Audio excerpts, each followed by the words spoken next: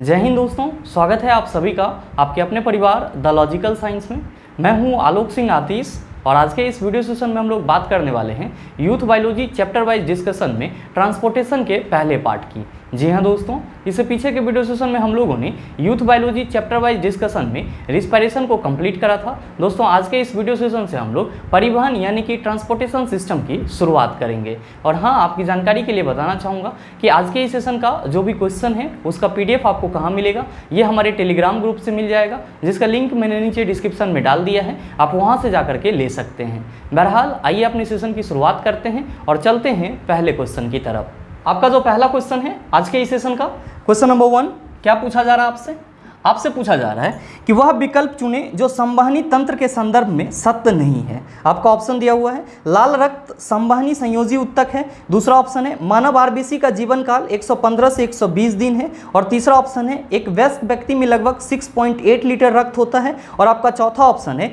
यह शरीर के वजन का लगभग 1.7 से 1.8% होता है। क्या होगा इसका आंसर? आपसे क्वेश्चन पूछा जा रहा है कि संवहनी तंत्र के संदर्भ में इन चारों ऑप्शन में से कौन सा सही नहीं है। मेरे मित्र आप सभी कहेंगे कि सर पहले ये बताओ कि हम लोग संवहनी तंत्र किसको बोलते हैं। ध्यान में रखिएगा कि संवहनी तंत्र को ही क्या बोला जाता है, तो सर परिवहन तंत्र बोला जाता है। क्या बोला जाता है? परिवहन तंत्र बोला जाता है। या फिर इसी को क्या बोला जाता है, तो सर इसी को परिसंचरण तंत्र भी बोला जाता है। क्या बोला जाता है? परिसंचरण तंत्र भी बोला जाता है। और ध्यान में रखेंगे कि इंग्लिश में इसी को हम लोग ट्रांसपोर्टेशन सिस्टम कहते हैं। क्या कहते हैं सर? ट्रांसपोर्टेशन सिस्टम कहते हैं, या फिर इसी को हम लोग सर्कुलेटरी सिस्टम कहते हैं। क्या कहते हैं? सर्कुलेटरी सिस्टम कहते हैं। तो जो नाम आपको याद रहे आप याद रख सकते हैं अपने सुविधा अनुसार, ये सभी का मतलब एक ही होता है। आप सभी कहेंगे कि सर ये बताओ कि इसका कार्य क्या होता है, इसका मेन फंक्शन क्या है। मेरे मित्र इसके नाम से ही स्पष्ट है, क्या लिखा हुआ है? परिवहन तंत्र। मतलब क्या होगा कि सर ये परिवहन करने वाला तंत्र होगा।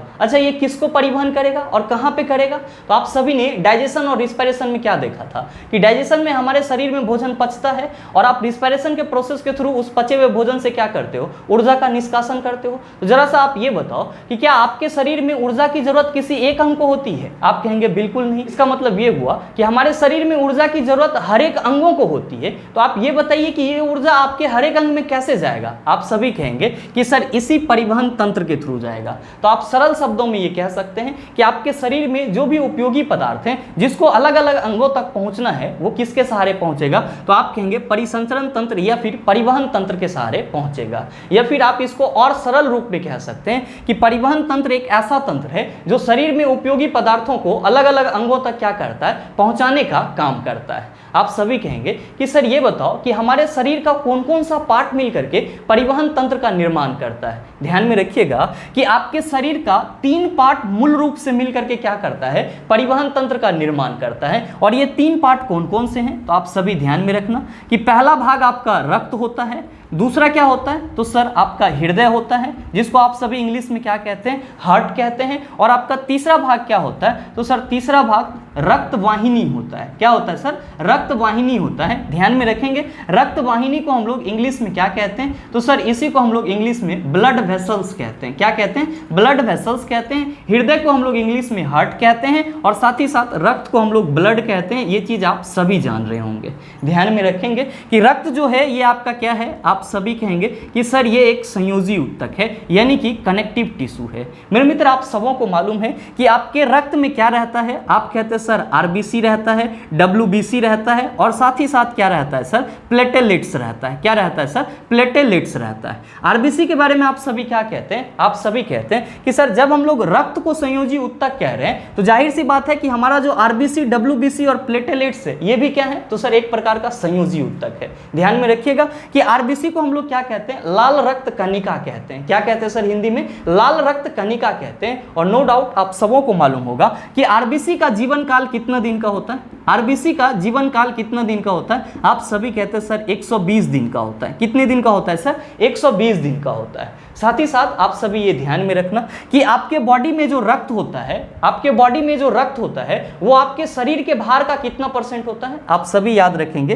कि आपके बॉडी में जो रक्त होता है वो आपके शरीर के भार का 7% होता है। कितना होता है सर? शरीर के भार का 7% होता है। साथ ही साथ आप ये भी ध्यान में रखेंगे कि आपके बॉडी में जो रक्त की मात्रा होती है, आपके बॉडी में जो रक्त की मात्रा होती है वो कितना होती है, तो आप कहते हैं सर 5 से 7 लीटर तक होती है। कितना होती है सर, 5 से 7 लीटर तक होती है। तो एक रेंज लेकर के चलते हैं तो आपको कहीं कहीं पे ऑप्शन में 6.8 मिल जाता है, तो कहीं पे आपको 6 लीटर मिल जाता है, या फिर कहीं पे आपको 7 लीटर मिल जाता है। तो आप सभी अमूमन याद रखेंगे सामान्य तौर पे क्या, कि हमारे शरीर में जो रक्त की मात्रा होती है वो कितना होती है, तो सर 5 से 7 लीटर होती है। कितना होती है सर, 5 से 7 लीटर होती है। और साथ ही साथ हमारे शरीर के भार का कितना परसेंट होती है, आप कहेंगे 7% होती है। हालांकि आपसे क्वेश्चन क्या पूछा जा रहा है, क्वेश्चन पूछा जा रहा है कि वह विकल्प चुने जो संवहनी तंत्र के संदर्भ में सत्य नहीं है। आपका पहला ऑप्शन है लाल रक्त संवहनी संयोजी ऊतक है। आप कहेंगे सर बिल्कुल, अभी जस्ट आपने बताया है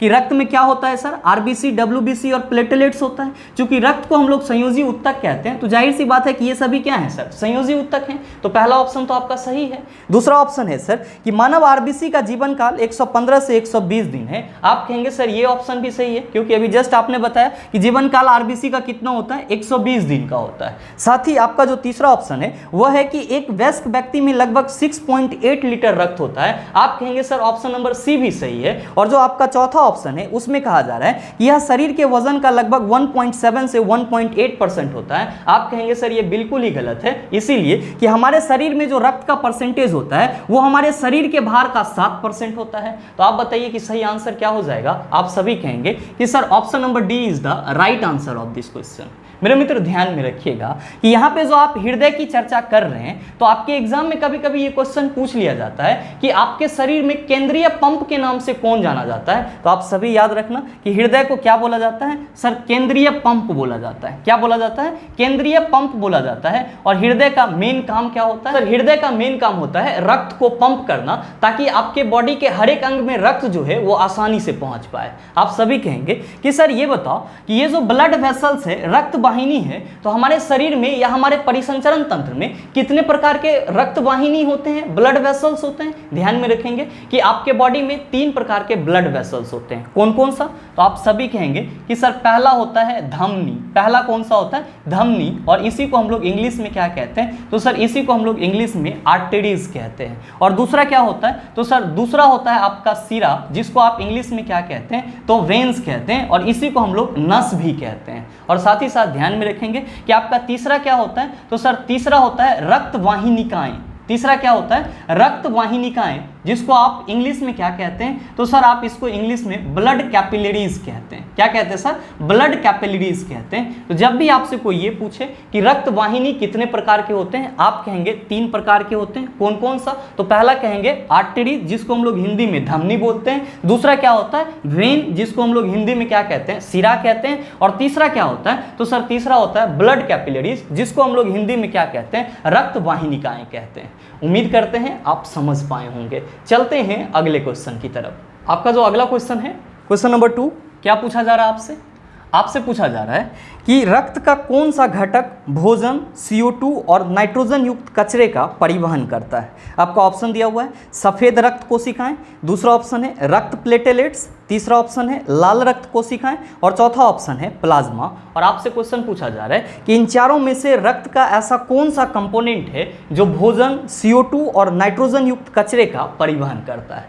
मेरे मित्र आप सभी कहेंगे कि सर पहले ये बताओ कि रक्त का स्ट्रक्चर कैसा होता है, संरचना कैसा होता है। तो ध्यान दीजिएगा कि जब हम लोग स्ट्रक्चर ऑफ ब्लड की बात करते हैं, स्ट्रक्चर ऑफ ब्लड की बात करते हैं, यानी कि रक्त के संरचना की बात करते हैं, तो हम सभी कहते हैं कि सर हमारा जो रक्त है, हमारा जो ब्लड है, इसमें 2 भाग होते हैं। कितने भाग होते हैं, 2 भाग होते हैं। कौन कौन सा, तो एक भाग हमारा क्या होता है सर, तरल पदार्थ वाला होता है, जिसको हम लोग क्या कहते हैं सर, जिसको हम लोग फ्लूइड मटेरियल कहते हैं। क्या कहते हैं सर, फ्लूइड मटेरियल कहते हैं। और एक भाग कौन सा होता है, तो सर एक भाग जो है वो ठोस होता है, जिसको हम लोग क्या कहते हैं सर, सॉलिड पार्ट कहते हैं। क्या कहते हैं सर, सॉलिड पार्ट कहते हैं। तो आपसे जब भी ये पूछा जाए कि रक्त आपका कितने भाग में बटा हुआ है, आप क्या कहेंगे, 2 भाग में बटा हुआ है। पहला आपका कौन सा होता है, तो फ्लूइड मटेरियल, और दूसरा आपका कौन सा होता है, तो सर सॉलिड मटेरियल, यानी कि ठोस मटेरियल होता है। ध्यान में रखिएगा कि जो आपका रक्त का तरल वाला पदार्थ होता है या तरल वाला भाग होता है,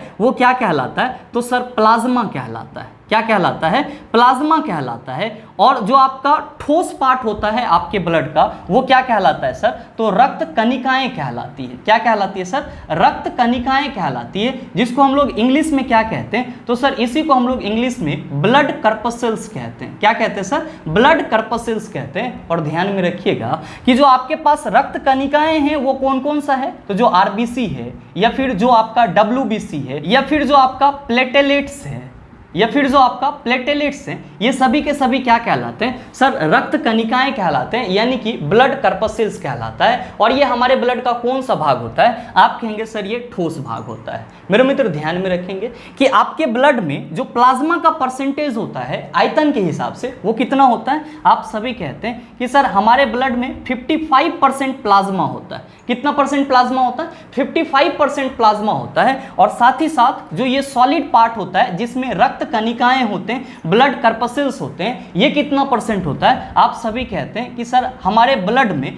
45% ब्लड कर्पसेल्स होता है, जबकि 55% क्या होता है सर? प्लाज्मा होता है। ध्यान में रखिएगा कि रक्त के इस दोनों ही अवयव का क्या होता है सर? अलग अलग फंक्शन होता है। आप कहेंगे सर फंक्शन क्या है? तो हमेशा ध्यान में रखिएगा कि ये जो प्लाज्मा है इसका मेन काम क्या होता है? तो सर इसका मेन काम होता है भोजन, CO2 या फिर जो आपका नाइट्रोजन युक्त कचरा होता है, नाइट्रोजन युक्त कचरा होता है उसका परिवहन करना, नाइट्रोजन युक्त कचरा का परिवहन करना। आपसे जब भी कोई ये पूछे कि आपके रक्त में जो प्लाज्मा है उसका मेन फंक्शन क्या है, आप कहेंगे कि भोजन, CO2, नाइट्रोजन युक्त कचरा, इन सभी का परिवहन किसके द्वारा होता है? तो सर प्लाज्मा के द्वारा होता है। जबकि ये जो आपका ब्लड कर्पसेल्स है और इसमें जो आपका आरबीसी है इसके द्वारा किसका परिवहन होता है? तो आप सभी कहेंगे सर ऑक्सीजन का परिवहन होता है। तो आपके एग्जाम में कभी कभी ये क्वेश्चन भी पूछ लिया जाता है कि ब्लड के किस भाग से ऑक्सीजन का परिवहन होता है, या गैसों के परिवहन के लिए ब्लड का कौन सा भाग जिम्मेदार होता है? आप क्या कहेंगे? रक्त कणिकाएं जिम्मेदार होती है।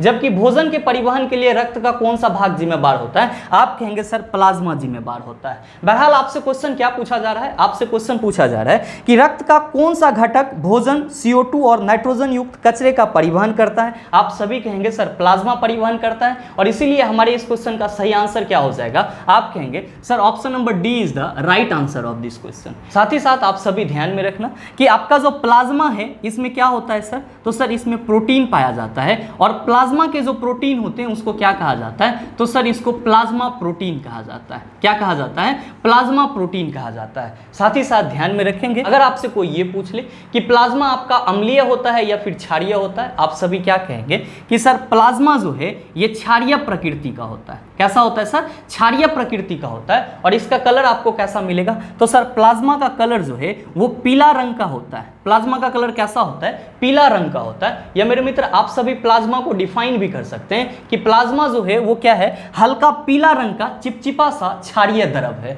जब भी आपसे कोई ये पूछे कि प्लाज्मा क्या है तो आप क्या कह सकते हैं कि प्लाज्मा जो है वो पीला रंग का हल्का क्षारीय सा चिपचिपा सा द्रव है। उम्मीद करते हैं समझ पाए होंगे। चलते हैं अगले क्वेश्चन की तरफ। आपका जो अगला क्वेश्चन है, क्वेश्चन नंबर 3, क्या पूछा जा रहा है आपसे? आपसे पूछा जा रहा है कि डैश रक्त का वह भाग है जिसमें 92% जल होता है और शेष 8% में प्रोटीन, खनिज, हार्मोन, एंजाइम तथा अन्य पदार्थ होते हैं। आपका ऑप्शन दिया हुआ है लाल रक्त कणिकाएं, दूसरा ऑप्शन है सफेद रक्त कणिकाएं, तीसरा ऑप्शन है रक्त प्लेटेलेट्स और चौथा ऑप्शन है प्लाज्मा। और आपसे क्वेश्चन पूछा जा रहा है कि इसमें से कौन सा रक्त का भाग है जिसमें 92% जल होता है और शेष 8% में प्रोटीन, खनिज, हार्मोन और अदर एंजाइम पाए जाते हैं। मेरे मित्र आप सभी ने अभी जस्ट किसको डिस्कस करा है? तो सर प्लाज्मा को डिस्कस करा है। किसको डिस्कस करा है? प्लाज्मा को डिस्कस करा है। आप सभी प्लाज्मा के बारे में क्या कहते हैं? आप सभी कहते हैं कि सर प्लाज्मा जो है वो रक्त में उपस्थित चिपचिपा सा हल्का पीला रंग का क्षारीय द्रव है। मेरे मित्र ध्यान में रखिएगा कि आपके ब्लड में आयतन के हिसाब से प्लाज्मा का परसेंटेज कितना होता है? तो सर 55% होता है। और जब आप प्लाज्मा के संरचना की बात करते हैं तो सीधे तौर पे आप सभी क्या कहते हैं कि गुरुजी हमारा जो प्लाज्मा है इसमें 90 से 92% तक क्या उपस्थित रहता है? तो सर हमारे प्लाज्मा में 90 से 92% तक जल उपस्थित रहता है। साथ ही ध्यान में रखेंगे कि 8 से 10% में क्या रहता है सर? तो सर 8 से 10% में प्रोटीन रहता है। साथ ही साथ कुछ कार्बनिक पदार्थ होते हैं, कुछ क्या रहते हैं सर? कार्बनिक पदार्थ रहते हैं, और कुछ क्या रहता है सर? अकार्बनिक पदार्थ रहता है। कुछ क्या रहता है सर? अकार्बनिक पदार्थ रहता है। तो जब भी आपसे कोई ये पूछे कि प्लाज्मा की संरचना कैसी होती है, आप सभी क्या कहेंगे कि प्लाज्मा में 90 से 92% तक जल रहता है, जबकि 8 से 10% में क्या रहता है सर? प्रोटीन, कार्बनिक पदार्थ या फिर अकार्बनिक पदार्थ रहता है। ध्यान में रखिएगा कि यहाँ पे जो आपका कार्बनिक और अकार्बनिक पदार्थ है, इसी में आपका कौन कौन आ जाता है? तो हार्मोन्स आ जाते हैं, एंजाइम्स वगैरह आ जाते हैं। तो आपको अलग से लिखने की जरूरत नहीं है, सिर्फ और सिर्फ इतना याद रखना है कि प्लाज्मा के 8 से 10% में क्या रहता है? प्रोटीन और कुछ कार्बनिक पदार्थ और कुछ अकार्बनिक पदार्थ पाए जाते हैं। मेरे मित्र, आप सभी कहेंगे कि सर हमसे जो क्वेश्चन पूछा जा रहा है कि डैश रक्त का वह भाग है जिसमें 92% जल होता है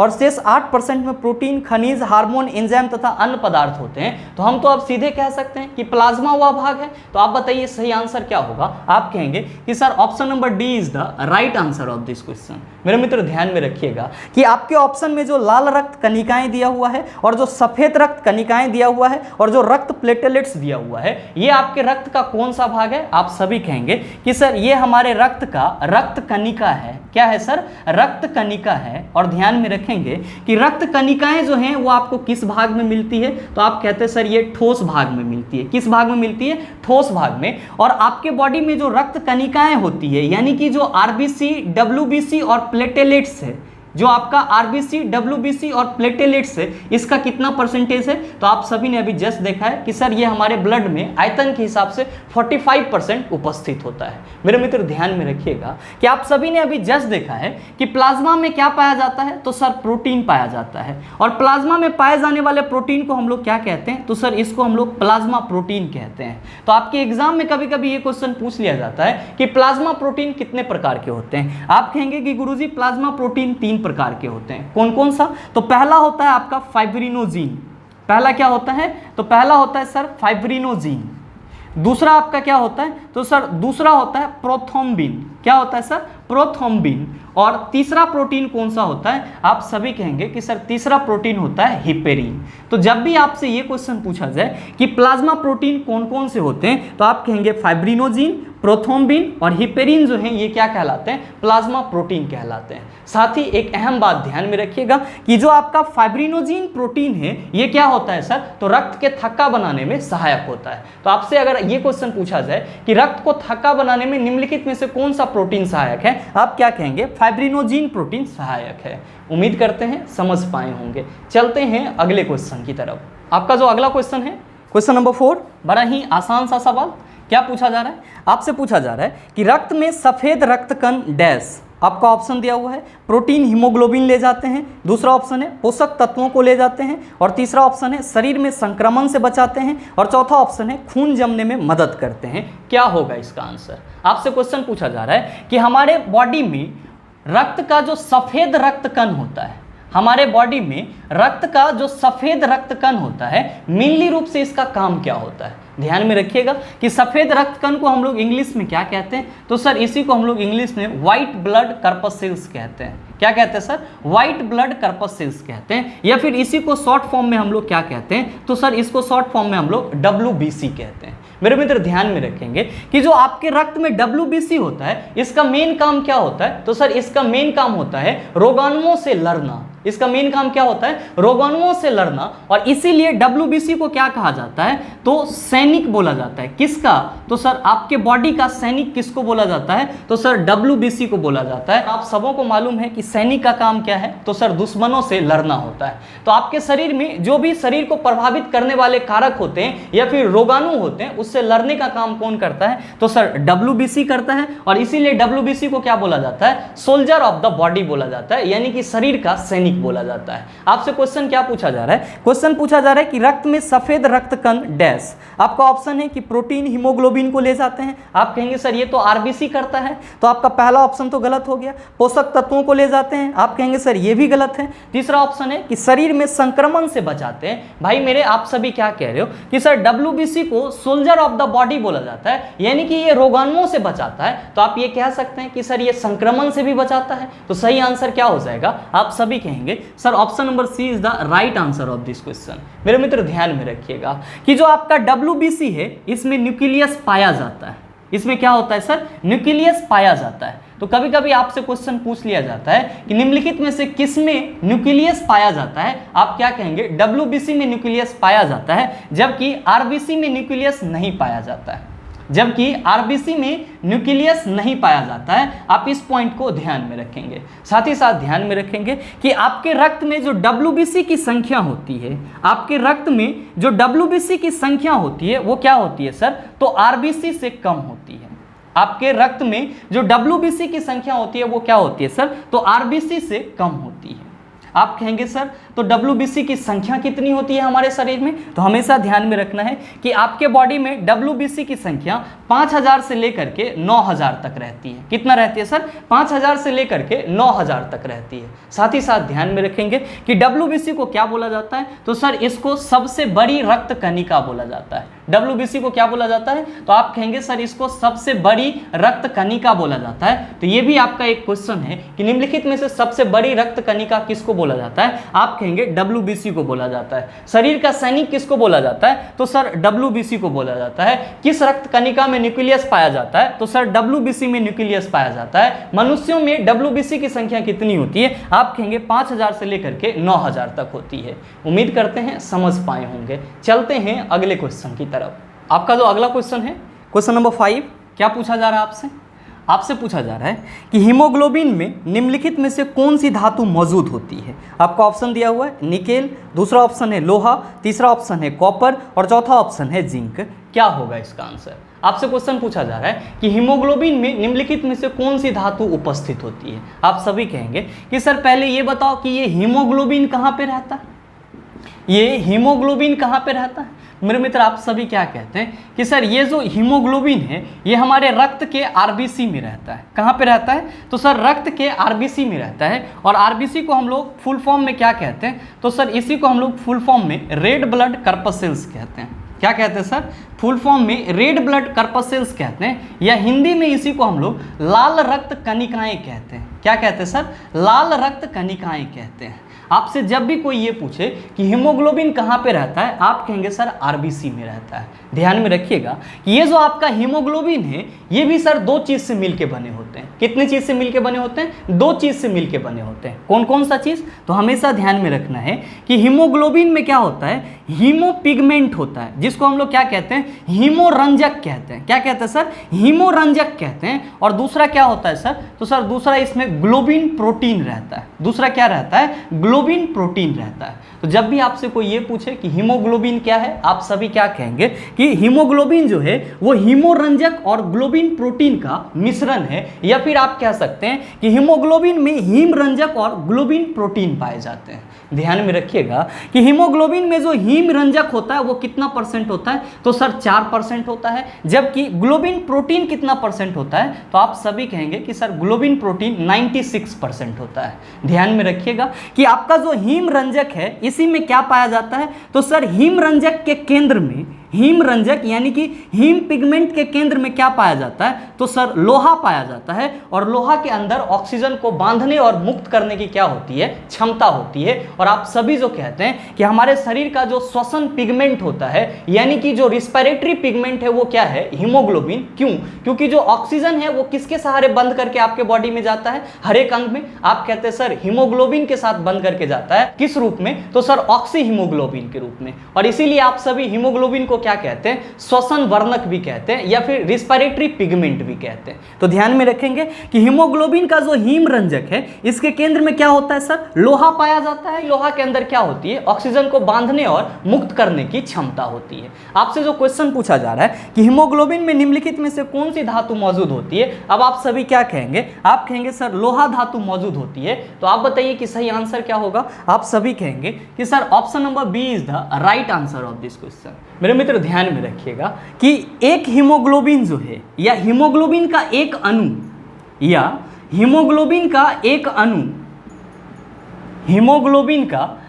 अणु अपने साथ ऑक्सीजन के कितने अणु को बांध सकता है। आप सभी कहेंगे कि सर हीमोग्लोबिन का एक अणु ऑक्सीजन के 4 अणु को बांध सकता है। क्या कहेंगे सर, हीमोग्लोबिन का एक अणु ऑक्सीजन के कितने अणु को बांध सकता है, तो सर ऑक्सीजन के 4 अणु को बांध सकता है। साथ ही साथ ध्यान में रखिएगा कि आपका 100 ml ब्लड में कितना हीमोग्लोबिन रहता है, तो आप सभी कहेंगे कि सर 100 ml ब्लड में लगभग 14.5 ग्राम क्या रहता है, हीमोग्लोबिन रहता है। तो ये पॉइंट भी आप ध्यान में रखिएगा कि 100 ml ब्लड में कितने आपका ग्राम हीमोग्लोबिन होता है, आप कहेंगे 14.5 ग्राम हीमोग्लोबिन होता है।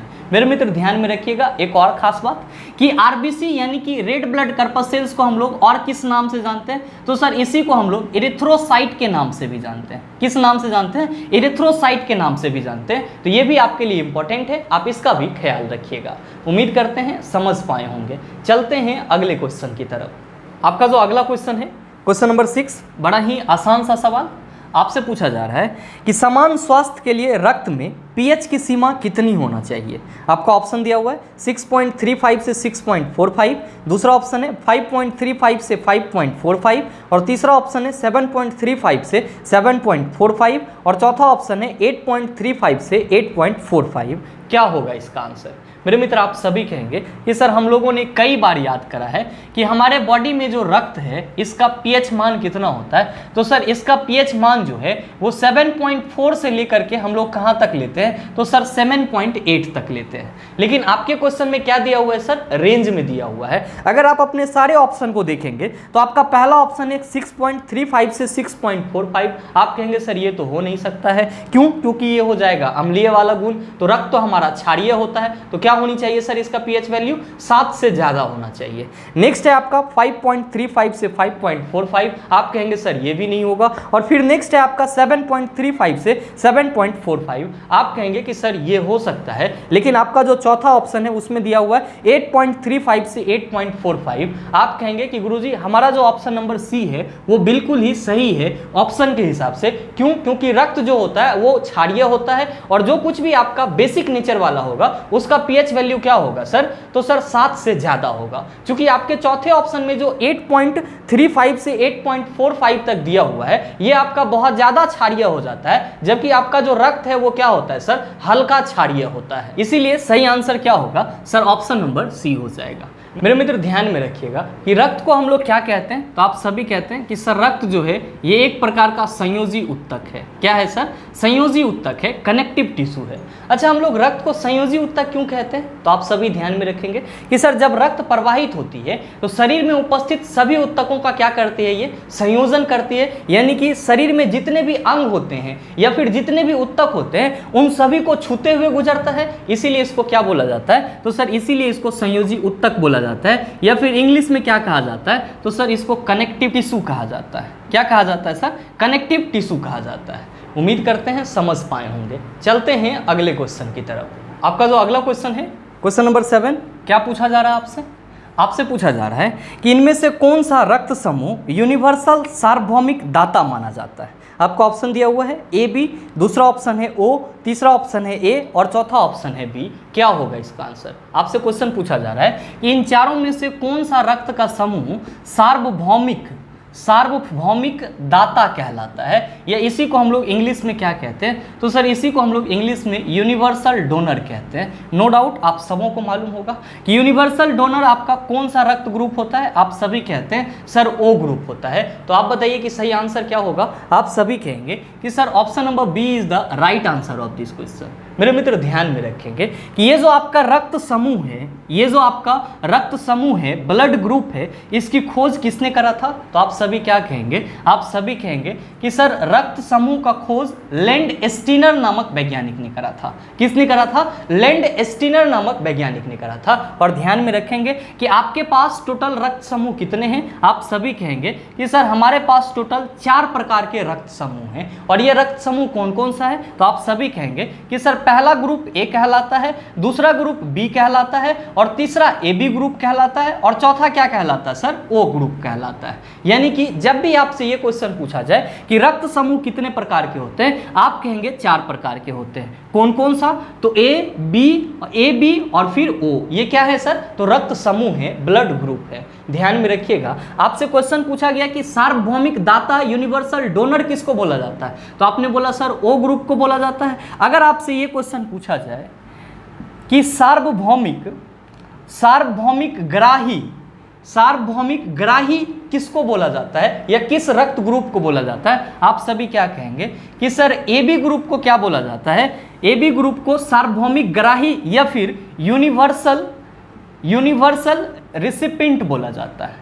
तो आप इसका भी ध्यान रखिएगा कि सार्वभौमिक ग्राही रक्त समूह आपका कौन सा है? आप कहेंगे ए बी। सार्वभौमिक दाता रक्त समूह कौन सा है? आप कहेंगे ओ। साथ ही ध्यान में रखेंगे कि जो आपका सार्वभौमिक दाता यूनिवर्सल डोनर ग्रुप ओ है, इसमें क्या नहीं रहता है? तो सर इसमें एंटीजन नहीं पाया जाता है, इसमें एंटीजन नहीं पाया जाता है। आपसे अगर ये क्वेश्चन पूछा जाए कि निम्नलिखित में से किस रक्त समूह में एंटीजन नहीं पाया जाता है, आप कहेंगे ओ रक्त समूह में एंटीजन नहीं पाया जाता है। साथ ही ध्यान में रखिएगा कि आपका जो ए बी रक्त समूह है, इसमें क्या नहीं पाया जाता? तो सर इसमें एंटीबॉडी नहीं पाया जाता। इसमें क्या नहीं पाया जाता? तो सर एंटीबॉडी नहीं पाया जाता। तो जब भी आपसे ये क्वेश्चन पूछा जाए कि निम्नलिखित में से किस रक्त समूह में एंटीबॉडी नहीं पाया जाता, तो आप क्या कहेंगे? ए बी रक्त समूह में एंटीबॉडी नहीं पाया जाता है। उम्मीद करते हैं समझ पाए होंगे।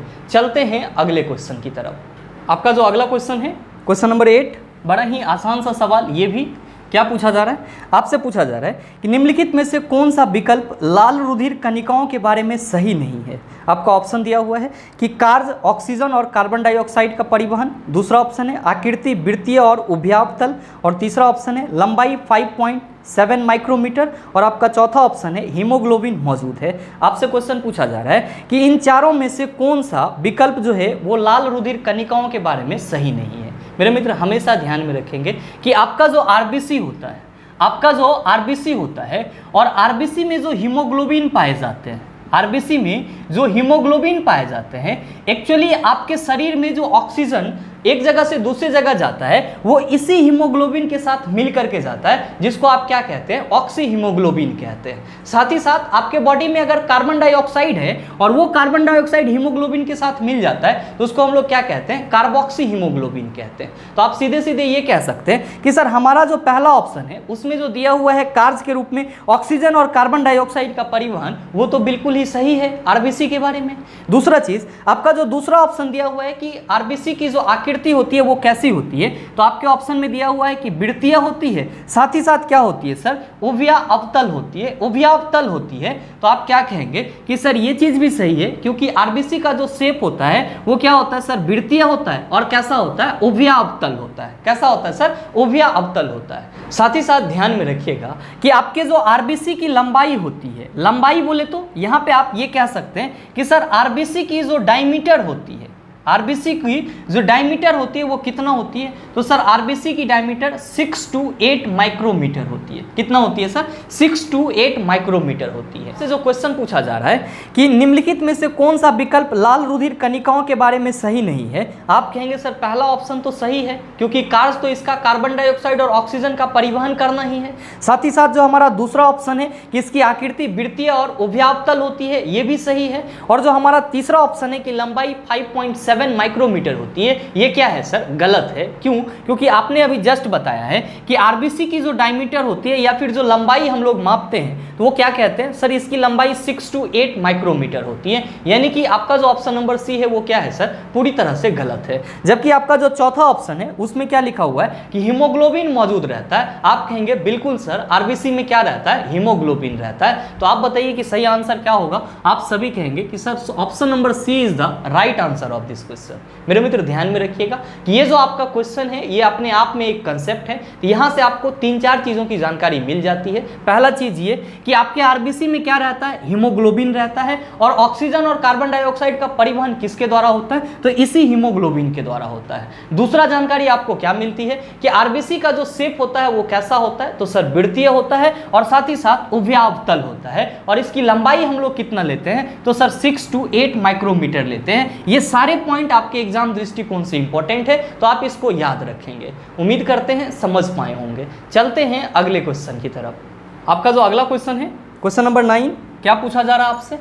आपसे पूछा जा रहा है कि मानव रक्त में सबसे बड़ी कणिकाएं हैं। आपका ऑप्शन दिया हुआ है लसिका कोशिकाएं, दूसरा ऑप्शन है क्षार रंगों से रंगी कोशिकाएं, और तीसरा ऑप्शन है लाल कोशिकाएं, और चौथा ऑप्शन है श्वेत कोशिकाएं। क्या होगा इसका आंसर? मैंने अभी जस्ट आपको पीछे के क्वेश्चन में बताया है कि जब भी आपसे ये क्वेश्चन पूछा जाए कि आपके शरीर में सबसे बड़ी रक्त कणिकाएं किसको बोला जाता है, तो आप सभी क्या कहेंगे? आप सभी कहेंगे कि गुरुजी श्वेत रक्त कणिका को, श्वेत रक्त कणिका यानी कि WBC को क्या बोला जाता है, तो सर WBC को सबसे बड़ी कणिका बोला जाता है। क्या बोला जाता है? सबसे बड़ी कणिका बोला जाता है। ध्यान में रखेंगे कि ये जो आपका WBC है इसका लंबाई कितना होता है, आप सभी कहेंगे कि सर 12 से 15 माइक्रोमीटर तक होता है। जो WBC है इसका लंबाई कितना होता है, तो आप कहेंगे 12 से 15 माइक्रोमीटर तक होता है। जबकि RBC की लंबाई कितनी होती है, तो 6 से 8 माइक्रोमीटर तक होता है। आपसे जो क्वेश्चन पूछा जा रहा है कि मानव रक्त में सबसे बड़ी कणिकाएं हैं, आप सभी सीधे सीधे क्या कहेंगे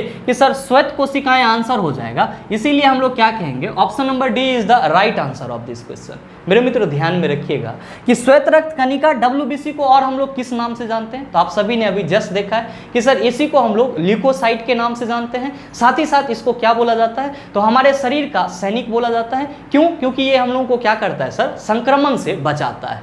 आप कहेंगे कि सर हमारे ऑप्शन में जो क्षार रंगों से रंगी कोशिकाएं दिया हुआ है, इसको तो हम लोग समझ रहे हैं कि कहीं ना कहीं प्लाज्मा की बात की जा रही है। कि जो लाल कोशिका दिया हुआ है, तो सर ये तो RBC है। लेकिन ये बताओ कि हमारे ऑप्शन नंबर ए में जो लसिका कोशिका दिया हुआ है, ये लसिका कोशिकाएं क्या होती है? मेरे मित्र ध्यान में रखिएगा कि जो आपका लसिका कोशिकाएं हैं ये आपको कहाँ मिलेगा, तो सर ये लसिका में मिलता है। कहाँ पे मिलता है सर? लसिका में मिलता है, जिसको हम लोग इंग्लिश में क्या कहते हैं, तो सर लंफ कहते हैं। ध्यान में रखेंगे कि जो आपका लंफ होता है सर, इसमें RBC और प्लेटेलेट्स नहीं होता है। आपके लंफ में क्या नहीं होता है, तो RBC और प्लेटेलेट्स नहीं होता है। और ध्यान में रखिएगा कि ये जो आपका लसिका कोशिकाएं हैं वो आपको कहाँ मिलता है, तो सर इसी लंफ में मिलता है। क्यों? क्योंकि ये जो लसिका होता है ये क्या होता है सर, द्रव जैसा होता है। और ये जो लसिका कोशिकाएं हैं इस लसिका में क्या करते रहती है सर, तैरते रहती है। ध्यान में रखेंगे कि लसिका कोशिका को हम लोग क्या कहते हैं, तो सर इसको हम लोग लिम्फोसाइट्स कहते हैं। क्या कहते हैं? लिम्फोसाइट्स कहते हैं। और इसका मेन काम क्या होता है, तो सर इसका मेन काम होता है कि शरीर के इम्यूनिटी को क्या करना सर, डेवलप करना। शरीर के इम्यूनिटी को क्या करना, डेवलप करना। तो जब भी आपसे कोई ये पूछे कि लसिका कोशिका का मेन फंक्शन क्या होता है, आप कहेंगे बॉडी के इम्यूनिटी को डेवलप करना। कहाँ पे मिलता है, तो सर लसिका में मिलता है। लसिका क्या होता है, तो आप कहेंगे कि सर ये ऐसा द्रव है जिसमें RBC और प्लेटेलेट्स नहीं पाए जाते हैं। उम्मीद करते हैं समझ पाए होंगे। चलते हैं अगले क्वेश्चन की तरफ। आपका जो अगला क्वेश्चन है, क्वेश्चन नंबर 10, क्या पूछा जा रहा है आपसे? आपसे पूछा जा रहा है कि धमनियां रक्त का वहन करती है जो कि भरी होती है। आपका ऑप्शन दिया हुआ है ऑक्सीजन, दूसरा ऑप्शन है कार्बन डाइऑक्साइड, तीसरा ऑप्शन है टॉक्सिन, और चौथा ऑप्शन है लिपिड्स। क्या होगा इसका आंसर? आपसे क्वेश्चन पूछा जा रहा है कि धमनियां रक्त का वहन करती है वो किससे भरी होती है। मेरे मित्र आप सभी कहेंगे कि गुरुजी ये धमनी क्या होता है, तो अभी जस्ट आपने देखा था कि धमनी जो है वो किसका हिस्सा है, तो आप कहते हैं सर ये ब्लड वेसल्स का हिस्सा है, यानी कि रक्त वाहिनी का हिस्सा है। और इसी को इंग्लिश में क्या कहते हैं, तो सर इसी को हम लोग इंग्लिश में आर्टरीज कहते हैं। ध्यान में रखिएगा कि हृदय से शरीर में रक्त किसके सहारे पहुंचती है, हार्ट से शरीर में रक्त किसके सहारे पहुंचती है? आप कहेंगे धमनी के सहारे पहुंचती है, आर्टेरीज के सहारे पहुंचती है। ध्यान में आप ये भी रखेंगे कि धमनी जिस रक्त को ले जाता है उसमें क्या रहता है सर? ऑक्सीजन रहता है। क्या रहता है? ऑक्सीजन रहता है। और इसीलिए आप लोगों ने कई बार पढ़ा होगा कि गुरुजी ऑक्सीजनेटेड ब्लड जो होता है वो किसके सहारे बॉडी के हर एक अंग में पहुंचता है? तो धमनी के सहारे पहुंचता है। या आप ये भी कह सकते हैं कि शुद्ध रक्त का वहन किसके द्वारा किया जाता है? आप कहेंगे धमनी के द्वारा किया जाता है। तो आपसे जो क्वेश्चन पूछा जा रहा है कि धमनियां रक्त का वहन करती है जो कि भरी होती है, आप कहेंगे सर धमनियां ऑक्सीजनेटेड ब्लड का वहन करती है, इसलिए इसमें क्या भरा हुआ होगा? आप कहेंगे ऑक्सीजन भरा हुआ होगा। तो आप बताइए सही आंसर क्या होगा? आप सभी कहेंगे sir option number A is the right answer of this question. मेरे मित्र, आपके एग्जाम में कभी कभी ये सवाल भी पूछ लिया जाता है कि शरीर से हृदय में रक्त किसके थ्रू पहुंचता है? शरीर से हृदय में रक्त किसके थ्रू पहुंचता है? आप सभी क्या कहेंगे कि गुरुजी शरीर से हृदय में रक्त सिराओं के थ्रू पहुंचता है। और सिराओं को हम लोग इंग्लिश में क्या कहते हैं? तो सर इसी को हम लोग इंग्लिश में वेन कहते हैं। तो जब भी आपसे ये क्वेश्चन पूछा जाए कि हृदय से शरीर में रक्त किसके सहारे पहुंचता है, आप कहेंगे धमनी के सहारे पहुंचता है। और शरीर से हृदय में रक्त किसके सहारे पहुंचता है? तो सर सिराओं के थ्रू पहुंचता है, वेन्स के थ्रू पहुंचता है। साथ ही साथ ध्यान में रखिएगा, अगर आपसे ये क्वेश्चन पूछा जाए कि आपके शरीर में अशुद्ध रक्त का वहन किसके द्वारा होता है, आपके शरीर में अशुद्ध रक्त का वहन किसके द्वारा होता है, आप कहेंगे कि सर पल्मोनरी धमनी के द्वारा होता है। किसके द्वारा होता है? पल्मोनरी धमनी के द्वारा होता है। तो ये तीनों ही पॉइंट आपके लिए उपयोगी है, आप इसका ख्याल रखेंगे। जब भी ये क्वेश्चन पूछा जाए कि अशुद्ध रक्त का वहन किसके द्वारा किया जाता है, आप कहेंगे पल्मोनरी धमनी के द्वारा किया जाता है। शुद्ध रक्त का वहन किसके द्वारा किया जाता है? धमनी के द्वारा किया जाता है। और अगर ये क्वेश्चन पूछा जाए कि शरीर से हृदय में रक्त